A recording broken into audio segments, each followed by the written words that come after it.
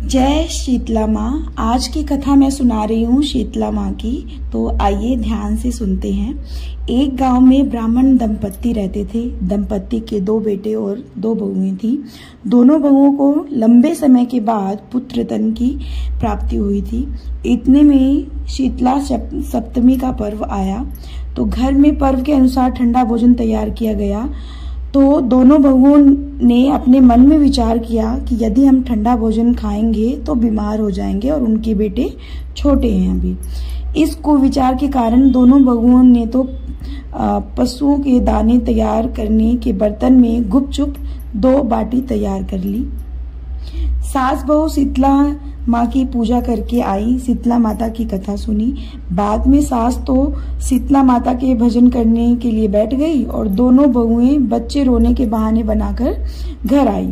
दाने में बर्तन से गरम गरम रोटला निकाला, चूरमा किया और पेट भर खा लिया।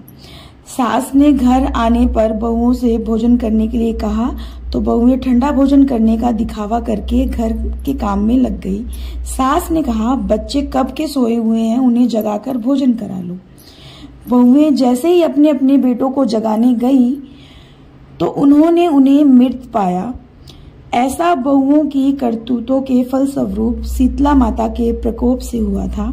बहुएं विवश हो गई और सास ने घटना जानी तो बहुओं से झगड़ने लगी और सास बोली कि तुम दोनों ने अपने बेटों की बदौलत शीतला माता की अवहेलना की है, इसीलिए अपने घर से अभी मैं तुम्हें निकालती हूँ।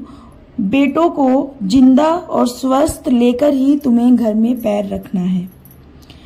अपने मृत बेटों को टोकरे में सुलाकर दोनों बहुएं घर से निकल पड़ी। जाते जाते रास्ते में एक जीर्ण वृक्ष आया। यह खेजड़ी का वृक्ष था। इसके नीचे ओरी शीतला दोनों बहनें बैठी थी। दोनों के बालों में विपुल प्रमाण में जूं थी। बहुओं ने थकान का अनुभव भी किया था तो दोनों बहुएं ओरी और शीतला के पास आकर बैठ गईं। उन दोनों ने शीतला और ओरी के बालों में खूब सारी जुएं देखी तो उन्होंने सोचा कि हम बैठे बैठे इनकी जुएं ही निकाल देते हैं। तो जुओं का नाश होने के कारण ओरी और शीतला ने अपने मस्तक में शीतलता का अनुभव किया। कहा, तुम दोनों ने हमारे मस्तक को शीतल ठंडा किया है, वैसे ही तुम्हें पेट की शांति मिले।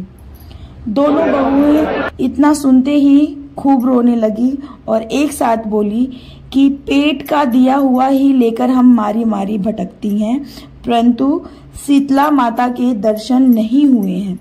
शीतला माता ने कहा कि तुम दोनों पापनी हो, दुष्ट हो, दुराचारिणी हो, तुम्हारा तो मुंह देखने भी योग्य नहीं है।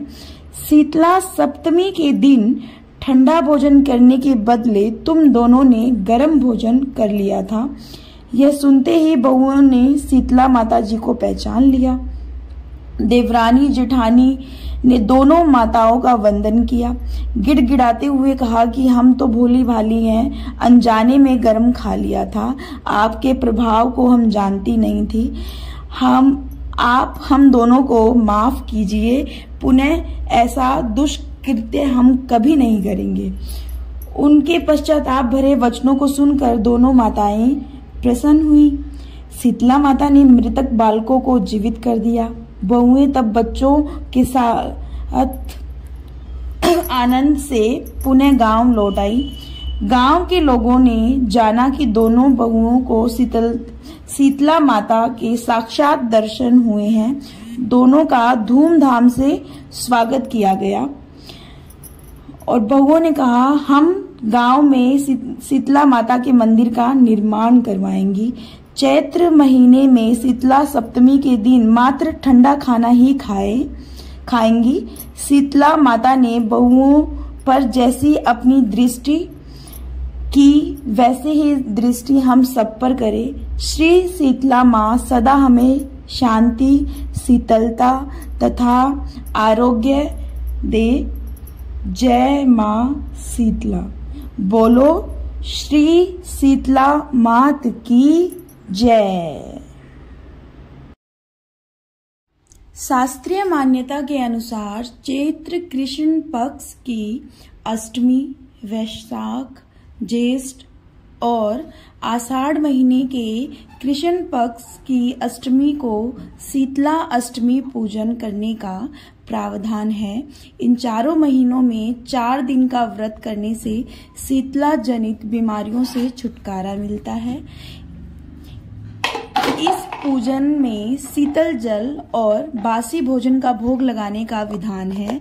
श्रद्धालु शीतला अष्टमी का व्रत रखकर माता की भक्ति करके अपने परिवार की रक्षा करने के लिए माता से प्रार्थना करते हैं और माता सदैव अपनी कृपा उन पे बनाए रखे, इसकी प्रार्थना करते हैं। तो हम भी माता शीतला से प्रार्थना करते हैं कि वो अपना आशीर्वाद, अपनी कृपा हम पर, हमारे बच्चों पर, हमारे परिवार पर, हमारे आस पड़ोस पर, हमारे परिवारजनों पर हमेशा बनाए रखे।